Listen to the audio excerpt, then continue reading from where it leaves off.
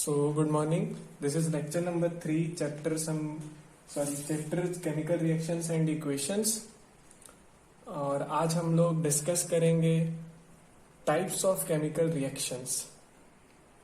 Last class में हम लोगों ने बैलेंसिंग के कुछ क्वेश्चंस किए थे जो पूरी तरह से बैलेंसिंग पे बेस्ड था.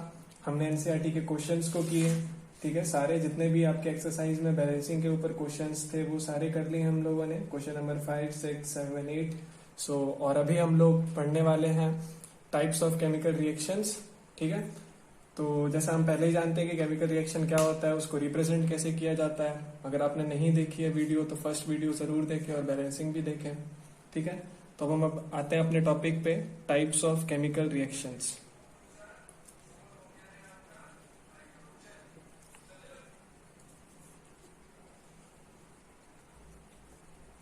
ठीक है, तो type of chemical reactions basically दो मेजर कैटेगरीज में डिवाइडेड है.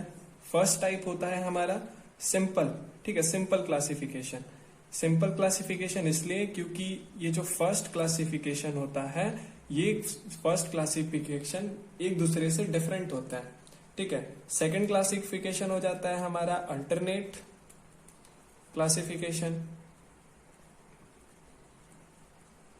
ठीक है, अल्टरनेट इसलिए है बिकॉज ये जो अल्टरनेट क्लासिफिकेशन है वो सिंपल क्लासिफिकेशन का ही पर ही बेस्ड होता है. मतलब सिंपल क्लासिफिकेशन से ही अल्टरनेटिव निकल कर आता है. जैसे कि अगर आप एक एग्जांपल ले ले, अगर आपके पास एक टॉय है, उसके दो कलर होते हैं, तो दो टॉय अगर आप लेते हैं, एक आप टॉय लेते हैं हेलीकॉप्टर और आप एक टॉय लेते हैं कार, तो दोनों में वैसे कुछ दोनों पूरी तरह से आपस में एक दूसरे से तो अलग है. टॉय जो है कार वो आपका जमीन पर चलेगा, हेलीकॉप्टर आपका हवा में उड़ेगा. ठीक है, तो वो दोनों आपस में एक दूसरे से तो डिफरेंट है, बट उन दोनों का कलर सिमिलर हो सकता है. यानी कि मान लीजिए जो इसके दो टाइप है, आपका एक है कार, एक है आपका हेलीकॉप्टर. तो जो कार होगा वो भी रेड हो सकता है, हेलीकॉप्टर है वो भी रेड हो सकता है. तो इस तरह से जो है ना, ये अल्टरनेट क्लासिफिकेशन वो सारे के सारे सिंपल क्लासिफिकेशन पर ही बेस्ड होता है. मतलब इसमें जो चीजें कैटेगरीज आएंगी जो कि टोटल होते हैं 4. ठीक है, और इसमें टोटल होते हैं 5 कैटेगरीज. ठीक है, तो ये जो 4 मेजर कैटेगरीज होंगे ना, इन्हीं 4 मेजर कैटेगरीज में ये 5 कैटेगरीज लाई करेंगे, इन्हीं को बिलोंग करेंगे, इन्हीं में से होंगे ये सारे के सारे. वो आप धीरे धीरे समझ जाएंगे और डिटेल में थोड़ी देर में. तो अभी आगे बढ़ते हैं हम लोग. सिंपल क्लासिफिकेशन में पहला टाइप होता है, अकॉर्डिंग टू एनसीईआरटी 4 ही है. फर्स्ट टाइप है आपका कॉम्बिनेशन रिएक्शन. ठीक है, सेकंड होता है आपका डीकम्पोजिशन. थर्ड टाइप आपका होता है, इसका एनसीईआरटी में तो नाम है सिर्फ डिस्प्लेसमेंट रिएक्शन, बट हम इसको थोड़ा अच्छे से मतलब अपने अकॉर्डेंस में चलते हुए इसको मान के चलेंगे सिंगल डिस्प्लेसमेंट रिएक्शन. ये ऐसा आपको नहीं लिखा हुआ मिलेगा, सिर्फ डिस्प्लेसमेंट रिएक्शन लिखा हुआ मिलेगा, बट है सिंगल डिस्प्लेसमेंट. फोर्थ टाइप आपका होता है डबल डिस्प्लेसमेंट रिएक्शन. और ये 4 होते हैं हमारे सिंपल क्लासिफिकेशन में, और ये सारे एक दूसरे से अलग होते हैं पूरी तरह से.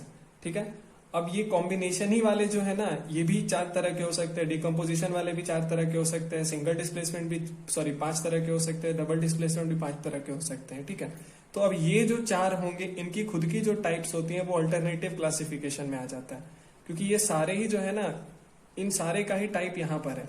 जैसे कि कॉम्बिनेशन हो सकता है एक्सोथर्मिक हो. ठीक है, दूसरा इसका टाइप हो गया एंडोथर्मिक. कॉम्बिनेशन सारे के सारे जो है वो भी एंडोथर्मिक हो सकते हैं. तो ये हो गया हमारा second endothermic type of chemical reactions.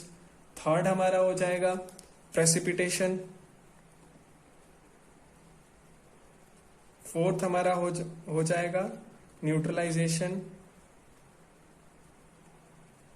और फिफ्थ हमारा लास्ट हो जाता है रिडॉक्स रिएक्शन. ठीक है, यानी सिर्फ रिडॉक्स. ठीक है, तो ये हमको मेजर डिस्कस करना है. इसके बाद हो जाएगा हमारा सेकेंड लास्ट टॉपिक खत्म. फिर बस 2 टॉपिक और डिस्कस करना रहेगा, वो होगा हमारा रेंसिडिटी और कोरोजन. उसके बाद चैप्टर पूरी तरह से फिनिश. फिर हम लोग करेंगे हमारे एनसीईआरटी के क्वेश्चंस, फिर खुद से कुछ क्वेश्चंस लेंगे. ठीक है, तो अब हम आते हैं सबसे पहले हमारा first type of chemical reaction, that is combination reaction. So combination reaction का क्या मतलब होता है? इसका मतलब होता है जब 2 स्पीसीज एक केमिकल रिएक्शन में 2 या फिर 2 से ज्यादा भी हो सकते हैं, मतलब when two or more species, जो कि एलिमेंट्स हो सकते हैं, मॉलिक्यूल्स हो सकते हैं, ठीक है, कंपाउंड्स भी हो सकते हैं, कोई भी दो स्पीसीज कंबाइन करेंगी, when two or more species combine to give one or more product, ठीक है। तो ये होता है हमारा कॉम्बिनेशन, जब दो स्पीसीज कंबाइन करके कोई एक तीसरा नया स्पीसीज दें जो कि बना होता है पिछले दो रिएक्टेंट्स के कंबाइन होने से। जैसे अगर आप लेते हैं A+B और रिएक्ट करके फॉर्म करता है C, so what is this? This is a combination type chemical reaction, ठीक है। एग्जाम्पल आप देखना चाहें तो जैसे hydrogen dihydrogen combines with chlorine to give HCl compound, balance करेंगे तो 2 लगा लेंगे, ठीक है। तो इसमें क्या हो रहा है, दो कंपाउंड्स ऐड होकर HCl दे रहे हैं, ठीक है। तो इसे हम लोग कहते हैं कॉम्बिनेशन रिएक्शन, ठीक है। अब देखिए जरूरी नहीं है कि HCl ही हो, साथ में कोई और भी प्रोडक्ट हो सकता था, ठीक है। तो क्या ये कॉम्बिनेशन नहीं होता? अगर एक से ज्यादा प्रोडक्ट फॉर्म होता नहीं तब भी कॉम्बिनेशन होता। इससे फर्क नहीं पड़ता कि कितने ज्यादा मिल रहे हैं, बस आपको ये देखना है कि कोई दो भी आपस में कंबाइन हुए हैं या फिर नहीं, ठीक है। तो कंबाइन हो रहा है तो कॉम्बिनेशन रिएक्शन होगा। एक और एग्जाम्पल आप देखें, और आपको ना हर एक टाइप ऑफ केमिकल रिएक्शन का एक एग्जाम्पल नहीं, दो एग्जाम्पल आपको कंफर्म पता होना चाहिए, ठीक है। सबका दो एग्जाम्पल आपको पता होना चाहिए और अल्टरनेट क्लासिफिकेशन का एक एग्जाम्पल भी पता रहे तो चलेगा, ठीक है। तो कॉम्बिनेशन की ये दो एग्जाम्पल्स हो गए, ठीक है। और अगर आप देखना चाहें तो नहीं काफी है, दो ही अभी के लिए हम जानते हैं, बाकी हम धीरे धीरे क्वेश्चन जब करेंगे तो और जान जाएंगे। बट फिर भी एक और आप जानना चाहें तो NH3 प्लस HCl जैसे आपके पास है, ये लोग कंबाइन करके बनाते हैं NH4Cl, this is also a combination reaction, ठीक है। सो फर्स्ट टाइप हमारा यहाँ खत्म होता है। सेकेंड टाइप ऑफ रिएक्शन हम कहते हैं डीकम्पोजिशन रिएक्शन को। Second simple classification is about decomposition reaction. इस रिएक्शन में ऐसा होता है कि ये ठीक कॉम्बिनेशन का उल्टा है, ठीक है। इसमें होता है कि जो सिंगल रिएक्टेंट, इसमें है कंडीशन की रिएक्टेंट हमेशा सिंगल ही होना चाहिए। जो सिंगल रिएक्टेंट होगा वो डीकम्पोज होगा। डीकम्पोज होना मतलब टूटेगा, ठीक है। कैसे टूट सकता है? हीट से टूट सकता है, लाइट से टूट सकता है, ठीक है, और इलेक्ट्रिसिटी से टूट सकता है। लाइट एक्चुअली में आप समझिए सनलाइट जैसे हो गया एक सोर्स बहुत फेमस फोटोसिंथेसिस में, तो इलेक्ट्रिसिटी, ठीक है। ये तीन मेथड में से किसी भी एक मेथड से जब आपका सिंगल रिएक्टेंट डीकम्पोज होगा यानी कि टूटेगा टू गिव 2 और मोर प्रोडक्ट्स, ठीक है। जब 2 और मोर प्रोडक्ट्स फॉर्म होंगे किसी एक सिंगल स्पीसीज के, किसी एक सिंगल रिएक्टेंट स्पीसीज के टूटने से, तो उसे हम लोग कहेंगे डीकम्पोजिशन रिएक्शन। एग्जाम्पल के लिए जैसे आप देखेंगे तो सिंपली आप देख सकते हैं H2O2, ठीक है। ये भी एक कंपाउंड है जो कि सनलाइट की वजह से, किससे? तो सनलाइट से टूट कर बनाता है O2 प्लस H2O। तो इसमें क्या हुआ, H2O2 जो था हमारा वो ब्रेक हो गया दो अलग अलग कंपाउंड्स में, that is O2 and H2। अब जो इस डीकम्पोजिशन रिएक्शन में, ये जो डीकम्पोजिशन रिएक्शन है इसका खुद का भी 3 टाइप होता है, ठीक है। ये जो डीकम्पोजिशन रिएक्शन रहेगा इसके 3 टाइप होंगे। ए मान लेते हैं, ये है B, ये है C, ये भी 3 तरह के होता है, ठीक है। जैसे आपने शुरू में ही देखा कि हीट की वजह से होता है डीकम्पोजिशन रिएक्शन, तो जब हीट की वजह से हम लोग होगा तो हम लोग बोलेंगे थर्मल डीकम्पोजिशन रिएक्शन। और ये किस वजह से होता है? तो हीटिंग की वजह से होता है। और दूसरा है आपका इलेक्ट्रोलाइटिक डीकम्पोजिशन रिएक्शन।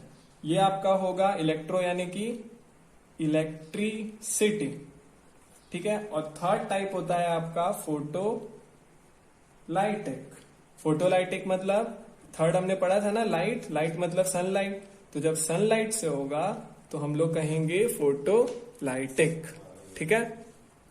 अब ये 3 होते हैं तो इनके एग्जाम्पल्स क्या होंगे, ठीक है। सबका एग्जाम्पल देख लेते हैं कब कौन कहां पर होता है, ठीक है। तो थर्मल कब होगा? जब आपका कैल्शियम कार्बोनेट को आप हीट करेंगे, ठीक है, हीट करेंगे, हीट को हमेशा यहां लिखा जाता है, ठीक है। जब आप थर्मल डीकम्पोजिशन करवाएंगे CaCO3 का तो प्रोडक्ट फॉर्म होगा CuO प्लस CO2, ठीक है। ये 2 प्रोडक्ट्स बन जाते हैं।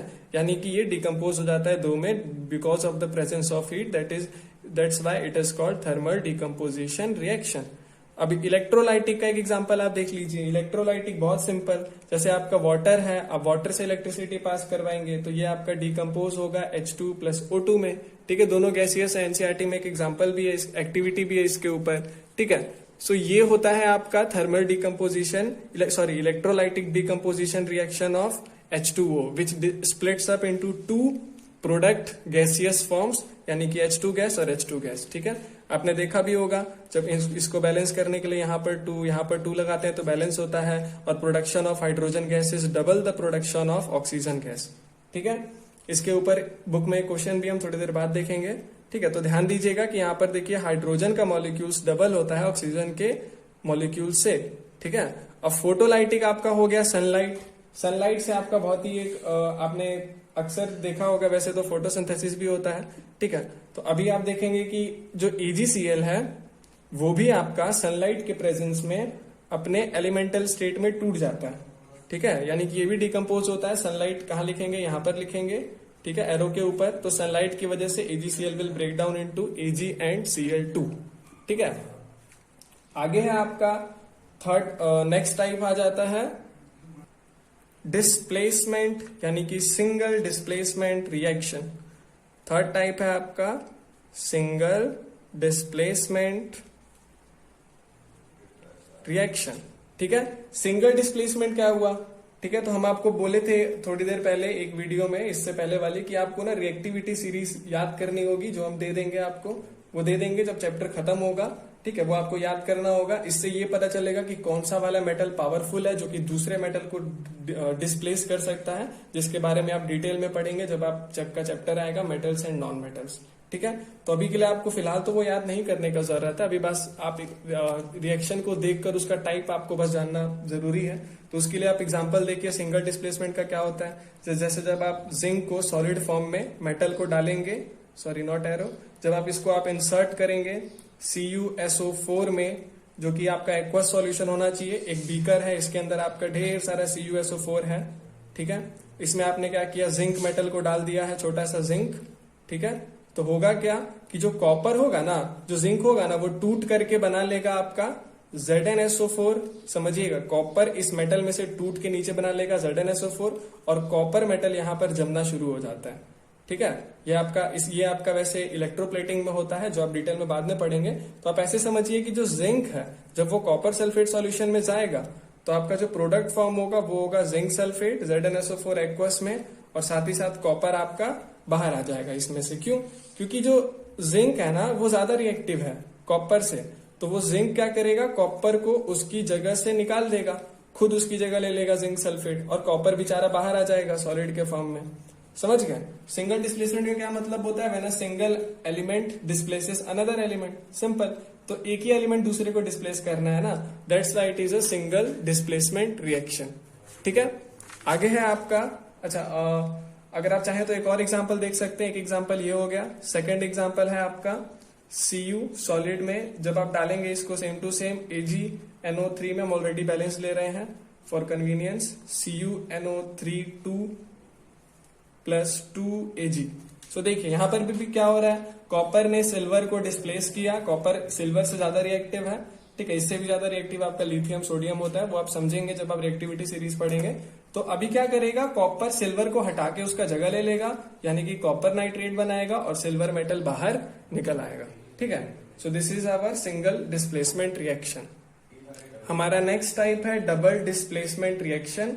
इसमें क्या होता है ना कि इसमें एक एलिमेंट दूसरे की जगह लेता है, ठीक है, और दूसरा एलिमेंट पहले की जगह ले लेता है। मतलब यहाँ पे एक ही टाइम पे 2 बार डिस्प्लेसमेंट होता है एलिमेंट्स के बीच में, और डिस्प्लेसमेंट दिखाने वाले एलिमेंट्स होते हैं हमारे आयंस, ठीक है।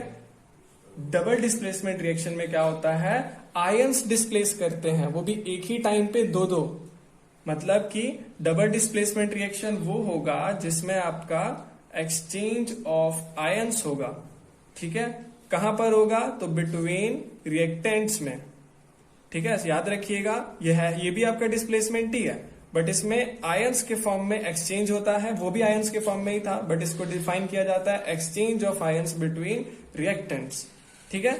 जैसे एग्जाम्पल के तौर पे जब आप Al2SO4 को देखिए, जरूरी नहीं आप मेरा एग्जाम्पल को कंसीडर करें। अगर आपको बुक के एग्जाम्पल ज्यादा इजी और ज्यादा सुटेबल लगते हैं तो आप वो एग्जाम्पल्स भी याद कर सकते हैं। आपको बस समझ में आना चाहिए कि कैसे हो रहा है डबल डिस्प्लेसमेंट रिएक्शन। ठीक है, देखिए बहुत सिंपल है। Al ने क्या किया, एल्यूमिनियम ने कैल्शियम को उसकी जगह से हटाया। पहले तो यहाँ डिस्प्लेसमेंट हुआ है, Al गया है OH के साथ, Al गया है OH के साथ और इसने कंपाउंड बनाया है AlOH3। फिर क्या हुआ, फिर कैल्शियम ने जगह ले ली है Al की, कैल्शियम ने भी Al को हटाया और इसने जगह ले लिया है सल्फेट का। तो क्या प्रोडक्ट बना है, aluminium hydroxide and calcium sulphate. तो समझ में आया। सो यही होता है आपका डबल डिस्प्लेसमेंट रिएक्शन, जब दो एलिमेंट साइमल्टेनियसली आयंस के फॉर्म में एक दूसरे की जगह को ले ले। आयंस मतलब एल्यूमिनियम का आयन बना होगा ना रिएक्शन में, SO4 को छोड़ के OH से कंबाइन होने से पहले Al3+ और कैल्शियम बना होगा आपका Ca2+। तो अगर आपसे क्वेश्चन कोई पूछे कि बताइए कौन से दो एलिमेंट्स हैं, कौन से दो आयंस है जो कि यहाँ पर डिस्प्लेसमेंट शो कर रहे हैं, डबल डिस्प्लेसमेंट, तो उन आयंस का नाम हो जाएगा Al3+ और Ca2+। और साथ ही साथ SO4 का भी आप बनाएंगे तो SO4- आयन 2- आयन बनेगा, OH का बनेगा OH- आयन। तो देखिए यहाँ पर आयंस में क्या हो रहा है, एक्सचेंज हो रहा है ना। ये वाला आयन गया है इसके साथ, ये वाला आयन गया है इसके साथ। एल्यूमिनियम जाता है हाइड्रोक्साइड के साथ, कैल्शियम जाता है सल्फेट के साथ। अब इसी के साथ हम लोग एक और एग्जांपल लेंगे जो कि एनसीईआरटी का है। ठीक है, जैसे आपके पास है Na2SO4 एक्वस में plus BaCl2 gives BaSO4 plus NaCl। ठीक है, अब इसमें भी देखिए सेम टू सेम, Na आपका टूटा होगा Na2+ में, SO4 आपका टूटा होगा ड्यूरिंग रिएक्शन, SO4 टूटा होगा SO4 2- में, Ba टूटा होगा Ba2+ में, Cl टूटा होगा Cl2- में। क्या हुआ, Na ने ले लिया Cl को, ठीक है, NaCl बना और SO4 ने ले लिया Ba को। ठीक है, तो प्रोडक्ट बना हमारा NaCl plus BaSO4, that is what in the product side. Simple, समझ में आया। ठीक है, ये होता है हमारा डबल डिस्प्लेसमेंट रिएक्शन। इसी के साथ हमारा हो जाता है 4 simple type of chemical reactions खत्म। और अब हम लोग पढ़ेंगे अल्टरनेट केमिकल रिएक्शंस। और ये अल्टरनेट किस में होंगे, कहां पर होंगे, तो यही जो अब तक आप जितने रिएक्शंस पढ़े ना, 4 सिंपल टाइप्स, इन्हीं में से हो सकते हैं कुछ यही 4 अल्टरनेट टाइप ऑफ रिएक्शंस को शो करें। ठीक है, अभी आपको कंफ्यूजन हो रहा होगा, कोई बात नहीं, आप देखिए धीरे धीरे आप समझ जाएंगे, डोंट वरी। ठीक है, तो देखिए चलिए हम स्टार्ट करते हैं प्रेसिपिटेशन रिएक्शन से। ठीक है, हमारा थर्ड टाइप जो था, कहीं से भी स्टार्ट कर सकते हैं, तो हम पहले स्टार्ट करते हैं प्रेसिपिटेशन से। ठीक है, सो व्हाट इज प्रेसिपिटेशन रिएक्शन। सबसे पहले तो ये होता क्या है, तो देखिए कभी कभी क्या होता है ना, जब आप प्रेसिपिटेट, देखिए सबसे पहले आप समझिए प्रेसिपिटेट क्या होता है। ठीक है, प्रेसिपिटेट वो सब्सटेंस है जो कि इनसॉल्यूबल होता है। ठीक है, याद रखिए क्या होता है, इनसॉल्यूबल। और कब बनेगा ये, जब एक केमिकल रिएक्शन होगा और एक इनसॉल्यूबल सॉलिड फॉर्म होगा, तब हम वैसे कंपाउंड्स को बोलेंगे प्रेसिपिटेट। ठीक है, और प्रेसिपिटेशन रिएक्शन कौन सा रिएक्शन होगा, तो आप इसको डिफाइन कर सकते हैं कि an insoluble compound called precipitate forms when two solutions containing soluble salts are combined। ठीक है, सिंपल। कब होगा, जब एक इनसॉल्यूबल कंपाउंड, जिसे हम लोग प्रेसिपिटेट कहते हैं, अभी बताया प्रेसिपिटेट इनसॉल्यूबल सॉलिड होता है जो कि रिएक्शन में प्रोडक्ट बनने के बाद नहीं घुल पाता है, वही चीज फॉर्म होगा जब दो सॉल्यूशन जिनमें की सॉल्यूबल सॉल्ट्स है वो लोग कंबाइन होंगे। सिंपल, जैसे एग्जांपल के लिए आपके पास है PbNO3 2 in aqueous combines with 2 times potassium iodide aqueous, gives 2 times potassium nitrate, that is also aqueous, plus lead iodide, ठीक है। और एक और हम आपको शुरू में बताए थे कि हर यही आप है आपका प्रेसिपिटेट। तो जब भी प्रेसिपिटेट फॉर्म होगा तो उसे हम लोग डाउनवर्ड एरो या फिर सॉल्यूशन के नाम से एस से दिखा सकते हैं। और आपको ये भी याद करना है कि PbI2 का कलर होता है येलो, ठीक है। तो ये एक एग्जांपल हो गया प्रेसिपिटेशन रिएक्शन का। जब आप लेड नाइट्रेट को पोटेशियम आयोडाइड के साथ रिएक्ट करवाते हैं तो एक इनसॉल्यूबल प्रेसिपिटेट फॉर्म होता है जिसे हम लोग बोलते हैं PbI2 पोटेशियम आयोडाइड, और उसका कलर होता है येलो, ठीक है।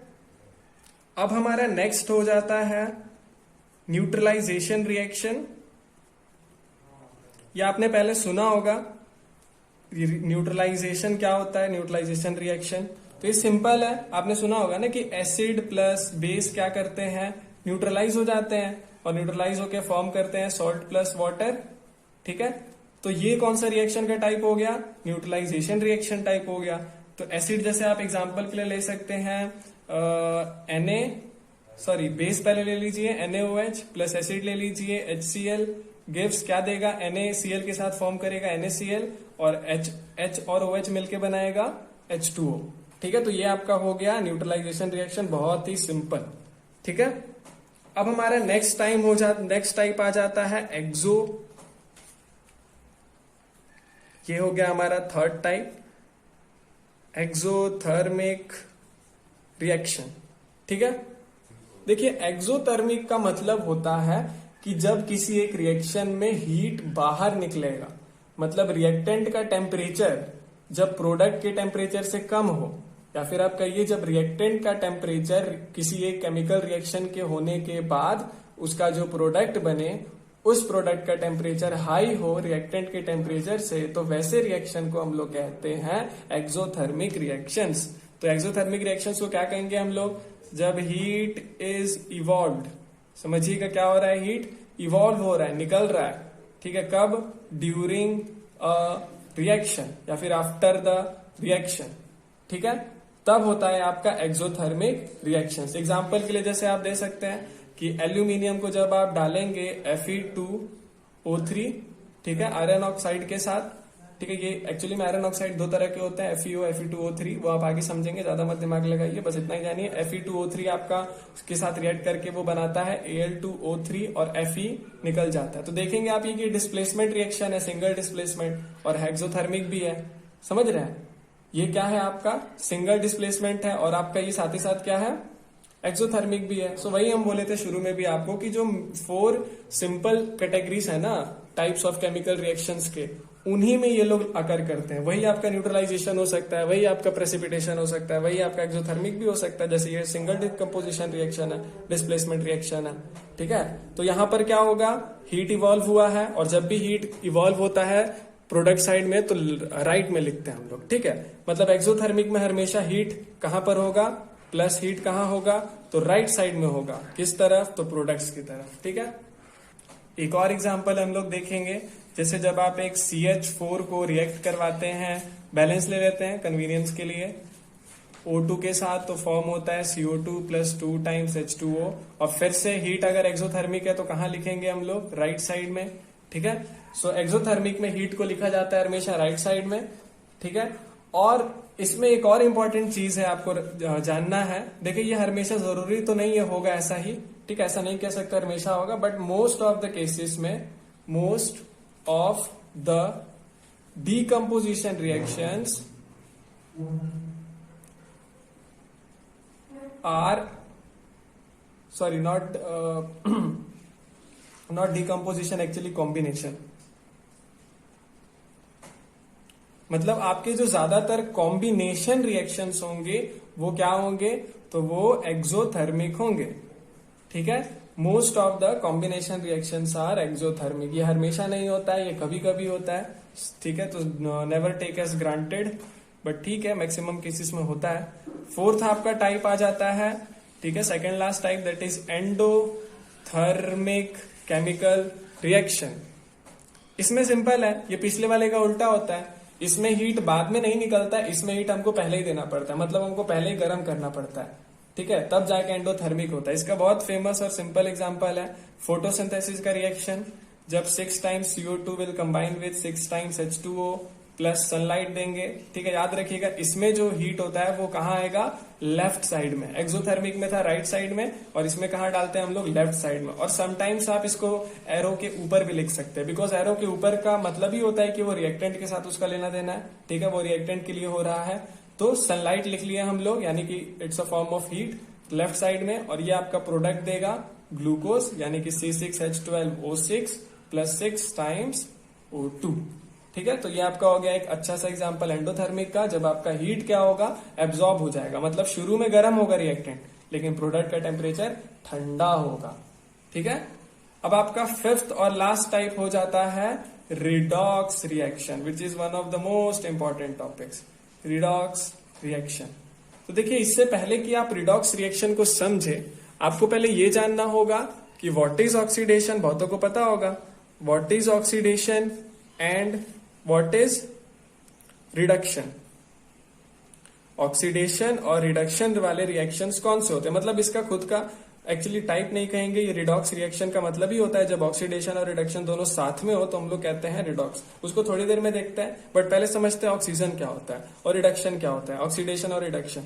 तो ऑक्सीडेशन का मतलब होता है, देखिए सिंपल में डेफिनेशन तो कहीं भी मिल जाएगा।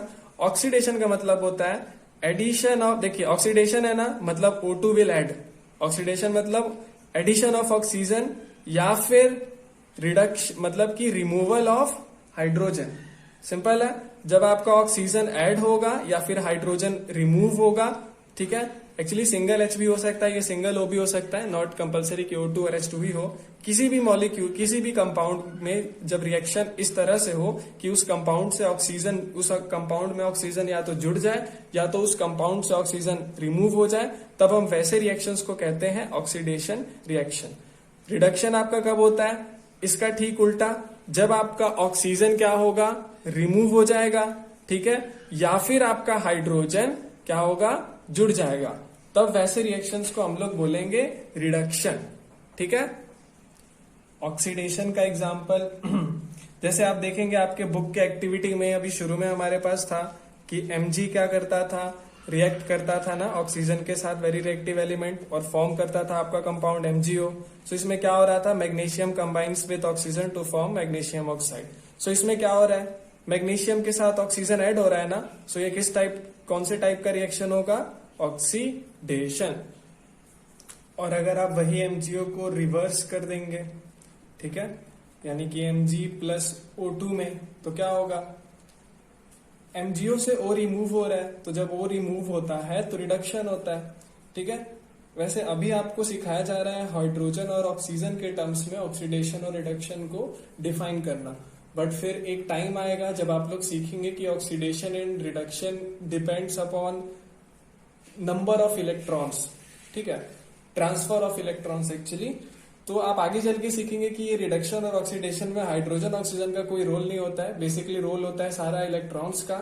इसको भी आपको याद करने का एक तरीका सिखाया जाएगा, oil and rig, that is oil मतलब oxidation is loss of electron and rig का मतलब होता है reduction is gain of electrons, ठीक है। सो इस तरह से आप आगे चल के सीखेंगे, तो इसके ऊपर हम ज्यादा नहीं अभी फोकस करेंगे। फिलहाल अभी सिंपल इतना ही है कि ऑक्सीडेशन का मतलब हुआ कोई भी एक कंपाउंड, जैसे A, जब आपने इसको रिएक्ट करवाया O2 के साथ या फिर O के साथ, तो आपको कंपाउंड जब मिले AgO, तो ये हुआ आपके पास ऑक्सीडेशन। या फिर एक अल्टरनेट देखना चाहे तो मान लीजिए आपके पास था एक BH कंपाउंड, ठीक है, जिसमें से H जब रिमूव हो जाता है B+H, तो इसे भी हम लोग बोलते हैं ऑक्सीडेशन। हमेशा ऑक्सीडेशन को दिखाने के लिए हमको हमेशा दो एलिमेंट्स के बीच में एरो डालना रहता है, ठीक है, और यहाँ लिखना होता है कि ऑक्सीडेशन हो रहा है, ठीक है। और वैसे ही रिडक्शन में अगर आप मान लीजिए आप जैसे लेते हैं B+H, एडिशन ऑफ हाइड्रोजन करवाते हैं और यहाँ पे BH बनाते हैं, तो हम क्या बोलेंगे कि जो B है वो उसके साथ हाइड्रोजन जुड़ा है, यानी कि B क्या हुआ है, रिड्यूस हुआ है। फिर से एरो डालेंगे और यहाँ पर लिखेंगे हम लोग रिडक्शन, ठीक है। इसको और थोड़ी देर में अभी हम देखेंगे, ठीक है। तो फिलहाल आप इतना जानिए कि ऑक्सीडेशन का मतलब है एडिशन ऑफ ऑक्सीजन या फिर removal of hydrogen, and reduction stands for removal of oxygen और एडिशन ऑफ हाइड्रोजन, ठीक है। सो इसी के साथ हमारा ऑक्सीडेशन रिडक्शन खत्म, बस इतना ही था। अब हम लोग देखेंगे what is the redox reaction, ठीक है। सो अब जब आप जान चुके हैं कि what is oxidation and reduction, तो रिडॉक्स में आपको प्रॉब्लम नहीं होनी चाहिए। रिडॉक्स बहुत सिंपल है। रिडॉक्स रिएक्शन का मतलब होता है जब किसी रिएक्शन में आपका oxidation and reduction take place simultaneously. समझ में आया? मतलब एक ही रिएक्शन में जब आपका ऑक्सीडेशन और रिडक्शन एक ही साथ हो रहा हो तो ऐसे रिएक्शंस को हम लोग बोलते हैं रिडॉक्स रिएक्शन। नहीं समझ आया? कोई ना, एग्जाम्पल देख लेते हैं। सपोज Cu, अच्छा पहले लिख लेते हैं इसको। रिडॉक्स रिएक्शन क्या होता है? Oxidation and reduction. So oxidation and reduction takes place simultaneously. This type of reaction is known as redox reaction. और इसके लिए हम एक एग्जांपल लेते हैं CuO plus O2 that gives Cu plus H2O। ठीक है, अब हम इसमें देखते हैं कब ऑक्सीडेशन हो रहा है, कब रिडक्शन हो रहा है, और उसको हम लोग शो करेंगे किससे? तो एरो से। ठीक है, तो सबसे पहले स्टार्ट करते हैं हम कॉपर ऑक्साइड से। अब कॉपर ऑक्साइड है तो ऑक्सीजन को तो हटाते हैं, सीधा देखते हैं कॉपर के साथ क्या हो रहा है। तो आप सिंपल देखेंगे कि कॉपर ऑक्साइड से बन रहा है हमारा कॉपर, यानी कि कॉपर पहले ऑक्सीजन के साथ था, फिर उसमें से ऑक्सीजन रिमूव हो गया और उसके बाद बन गया है आपका सिंगल कॉपर। तो जब ऑक्सीजन रिमूव होता है तो ऐसे रिएक्शन को क्या कहते हैं हम लोग? Reduction reaction. यानी यहां पर हो रहा है रिडक्शन और ऑक्सीजन के साथ क्या हुआ है? एक्चुअल में यहां पर H2 है आपका। Calcium oxide reacts with hydrogen gas actually में, O2 ने। तो Cu के साथ तो क्या हुआ? ऑक्सीजन रिमूव हुआ, वो रिडक्शन शो किया। बट हाइड्रोजन के साथ क्या हुआ है? H2 ने खुद को ऑक्सीजन के साथ कंबाइन कर लिया है, यानी कि H2 में ऑक्सीजन ऐड हो गया है। और ऐसे रिएक्शंस को हम लोग कहते हैं ऑक्सीडेशन रिएक्शंस।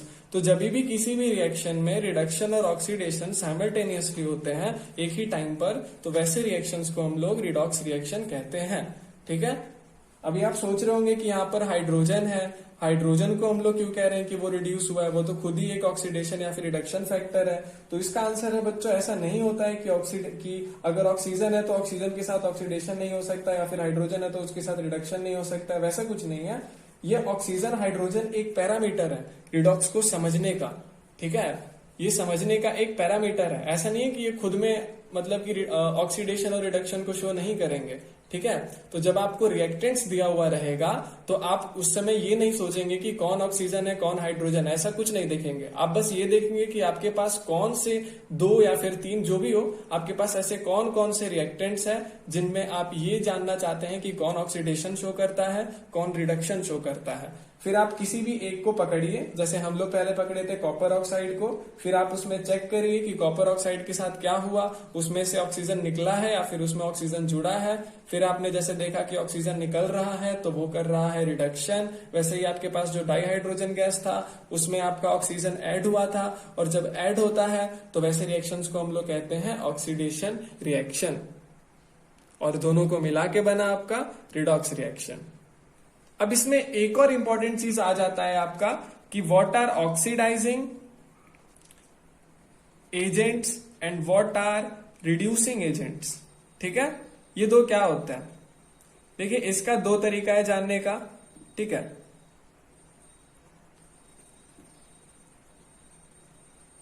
कैसे आइडेंटिफाई करेंगे? देखिए, एक तो है आपका देसी तरीका, देसी जुगाड़ जिसे कहते हैं, सीधा सीधा सिंपल पता चल जाए। जब 2 ही रिएक्टेंट्स रहेंगे तो सिंपल है, जिसके साथ रिडक्शन हो रहा है वो खुद कहलाएगा ऑक्सीडाइजिंग एजेंट। मतलब कौन होगा ऑक्सीडाइजिंग एजेंट? जिसके साथ हो रहा होगा रिडक्शन। ठीक है, और रिड्यूसिंग एजेंट कौन होगा? जिसके साथ हो रहा होगा ऑक्सीडेशन। सबसे सिंपल और बेस्ट तरीका। जिसके साथ भी हो रहा है रिडक्शन उसे बोलेंगे आप ऑक्सीडाइजिंग एजेंट। जैसे देखिए, यहाँ किसके साथ रिडक्शन हुआ था? तो कॉपर ऑक्साइड के हुआ था। This is NCERT example. Copper oxide के साथ आपका रिडक्शन हुआ तो हम इसको क्या बोलेंगे? Oxidising agent. और आपका H2 के साथ क्या हुआ है? तो ऑक्सीडेशन हुआ है, तो इसे हम लोग क्या कहेंगे? Reducing agent. सिंपल। अब देखिए, डेफिनेशन वाइज इसको समझा जाता है कि जो एलिमेंट्स ऑक्सीडाइज करवाते हैं, ठीक है, जो एलिमेंट्स दूसरे एलिमेंट को ऑक्सीडाइज करवाएंगे उसे हम लोग कहेंगे रिड्यूसिंग एजेंट, और जो एलिमेंट्स दूसरे एलिमेंट्स को रिड्यूस करेंगे उसे उन एलिमेंट्स को कहा जाएगा ऑक्सीडाइजिंग एजेंट्स। ठीक है, तो ये साइमल्टेनियसली होता है। जो रिडक्शन, जो एलिमेंट रिस्पॉन्सिबल होंगे for reduction they are known as oxidising agents and those elements who are responsible for oxidation are known as reducing agents. जैसे देखिए कॉपर ऑक्साइड को आपने कह तो दिया ऑक्सीडाइजिंग एजेंट है, तो कैसे है? देखिए कॉपर ऑक्साइड की वजह से आपका जो हाइड्रोजन था उसके साथ क्या हुआ है? ऑक्सीडेशन हुआ है ना। देखिए ऑक्सीडेशन किसके साथ हुआ है? H2 के साथ हुआ है। किसके साथ ऑक्सीडेशन हुआ है? H2 के साथ हुआ है। किसकी वजह से हुआ? कॉपर ऑक्साइड की वजह से हुआ। अगर कॉपर ऑक्साइड होता ही नहीं तो हाइड्रोजन आपका ऑक्सीडेशन शो कैसे करता?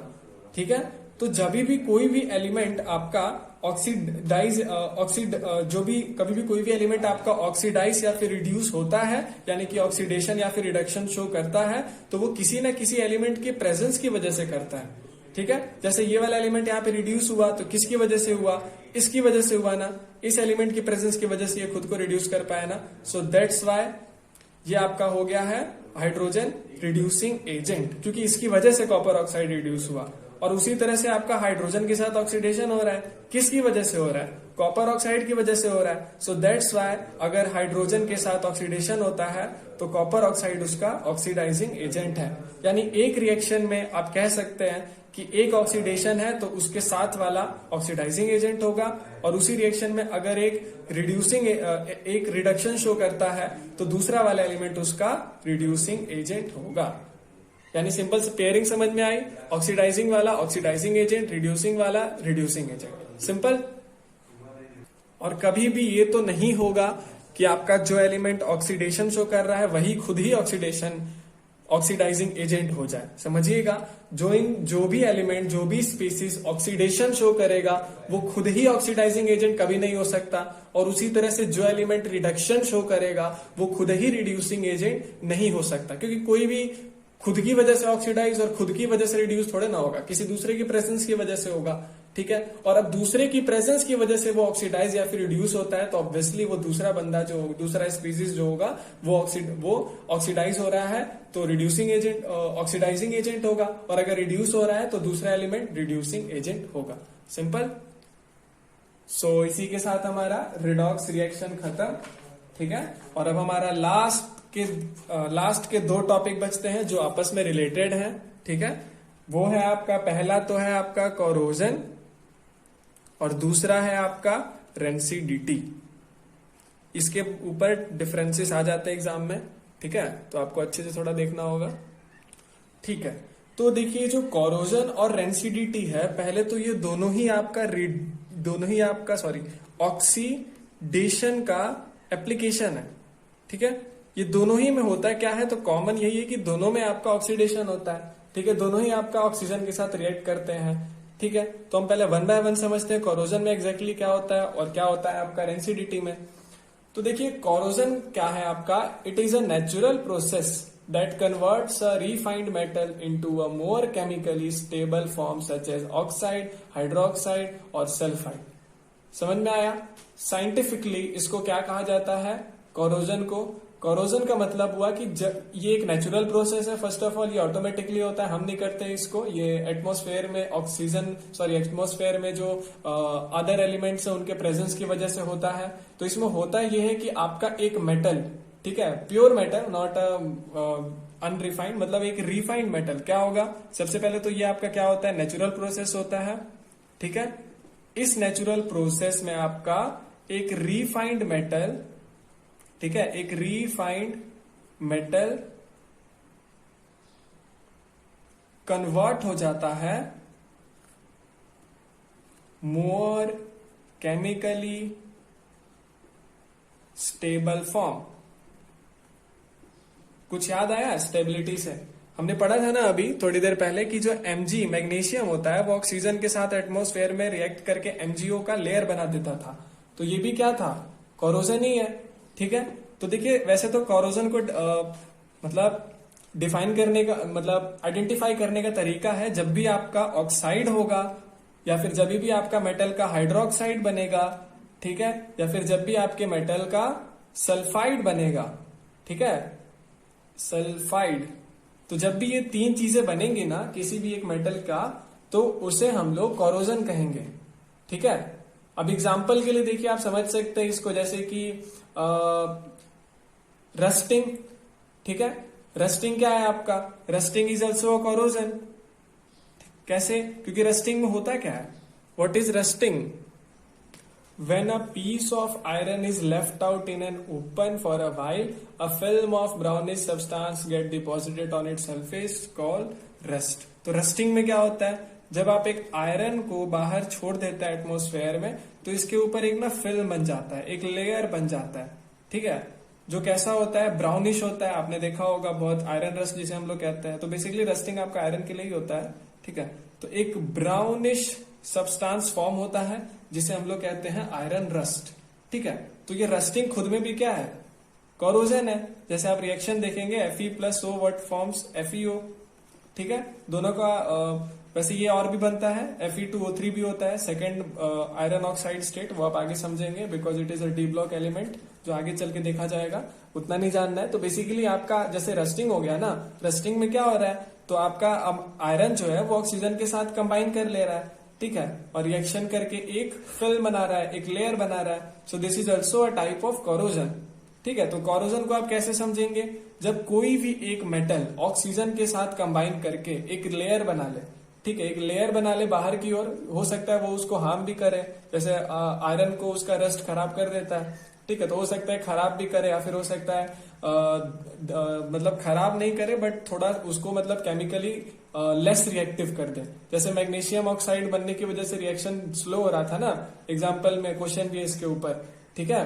तो उसी तरह से जो कोरोजन होता है वो non living metals, specially metals के लिए होता है। एलिमेंट में मेटल्स 3 तरह के होते हैं ना, नॉन मेटल्स में नहीं होता है कोरोजन, ठीक है। तो जो मेटल्स होते हैं उन्हीं में होता है corrosion because of the presence of oxygen, ठीक है। अब देखिए जो रेंसिडिटी है ना आपका, इसमें भी वही है, ऑक्सीजन से ही रिएक्शन हो रहा है, लेकिन इसमें मेटल की बजाय आपका होता है फूड प्रोडक्ट्स, ठीक है। तो जब मतलब कि जब आपके पास कोई फूड स्टफ हो, जैसे ऑयल्स एंड फैट्स कह सकते हैं आप, ठीक है। ऑयल्स एंड फैट्स अगर उनमें होंगे तो क्या होगा, वो लोग भी आपका रिएक्शन करने लगेगा ऑक्सीजन के साथ। रेंसिडिटी में क्या होगा, मेटल की बजाय फूड स्टफ होंगे, यानी कि ऑयल्स एंड फैट्स होंगे, और ये लोग क्या करेंगे, ऑक्सीडेशन करेंगे, मतलब ऑक्सीजन इनके साथ रिएक्ट करके ये लोग ऑक्सीडेशन करने लगेंगे। जब ऑक्सीडेशन करेंगे तो हमारा जो फूड स्टफ होगा वो ऑब्वियसली वो खराब हो जाएगा। जैसे जब आप चिप्स के पैकेट को खुला छोड़ देते हैं बाहर तो वो 2-3 दिन में ही खराब हो जाता है, लेकिन जब आप पैकेट को क्लोज करके कहीं पर स्टोर करके रखते हैं तो वो जल्दी खराब नहीं होता है, बिकॉज हम उसके अंदर एंटी ऑक्सीडेंट्स डाल देते हैं। क्या करते हैं हम उसके अंदर, एंटी ऑक्सीडेंट्स डाल देते हैं, जैसे कि नाइट्रोजन गैस, ठीक है, बहुत फेमस, ठीक है। तो मतलब जब ऑयल या फिर फैट्स ऑक्सीजन के इंटरफेरेंस में आता है, कांटेक्ट में आता है, ठीक है। अभी तो चल रहा है ना क्वारंटीन, दूर दूर रहना चाहिए 6 फीट, तो मतलब ऐसा वाला नहीं, जब ऑयल्स और फैट्स के कांटेक्ट में O2 आ जाएगा तो फिर ऑक्सीडेशन होगा, जिसकी वजह से आपका खाना फूड स्टफ खराब हो जाएगा ड्यू टू ऑक्सीडेशन, और इसे हम लोग कहते हैं रेंसिडिटी। और जो फूड होगा उसे हम लोग कहेंगे कि इट बिकम्स रेंसिड, ठीक है। ये एक टर्म है, यूज होता है रेंसिड। आप इसे कह सकते हैं कि एक मतलब फूड का नाम पड़ जाता है रेंसिड, मतलब ऐसे कहते हैं ना खराब हो गया, तो बोलेंगे कि फूड बिकम्स रेंसिड। कब रेंसिड हुआ, जब ऑक्सीडेशन हुआ। और इसे रोकने के लिए जो चीज रिस्पॉन्सिबल होती है, इसे रोकने के लिए हम जिस चीज को यूज करते हैं वो होता है हमारा antioxidants, for example N2 and cold temperature, ठीक है। आप उसको ठंडी रेफ्रिजरेंट्स में स्टोर करिए, ठीक है, तो भी आपका वो क्या होगा, फूड खराब नहीं होगा, जैसे आप फ्रिज में रखते हैं ना, ठीक है, रेफ्रिजरेंट्स, ठीक है। आप उसको रेफ्रिजरेटर में रखिए तो भी आपका फूड खराब नहीं होगा। नाइट्रोजन के साथ स्टोर करिए तो ऑक्सीजन के साथ रिएक्शन बहुत स्लो होगा लेकिन बहुत ही स्लो होगा। एक्सपायरी डेट होती है ना 1-2 महीने 1-2 साल की, तो वही वाली, ठीक है।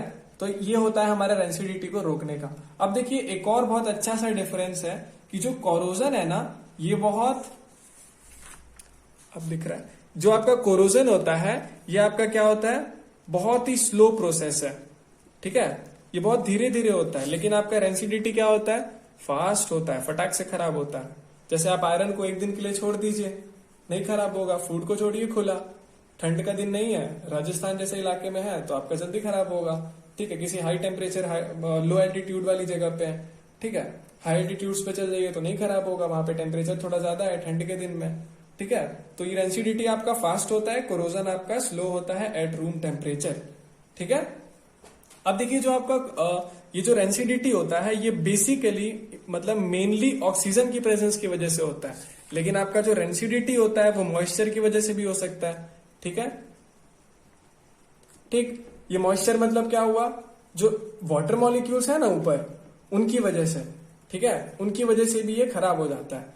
और देखिए दोनों की ही वजह से ना, दोनों की ही वजह से जो इकोनॉमी है उसमें ट्रिलियंस ऑफ डॉलर वेस्ट हो जाता है, ठीक है, समझे। तो मतलब ये एक तरह से बहुत जरूरी हो जाता है इन दोनों को रोकना फॉर इकोनॉमिकल पर्पस, ठीक है।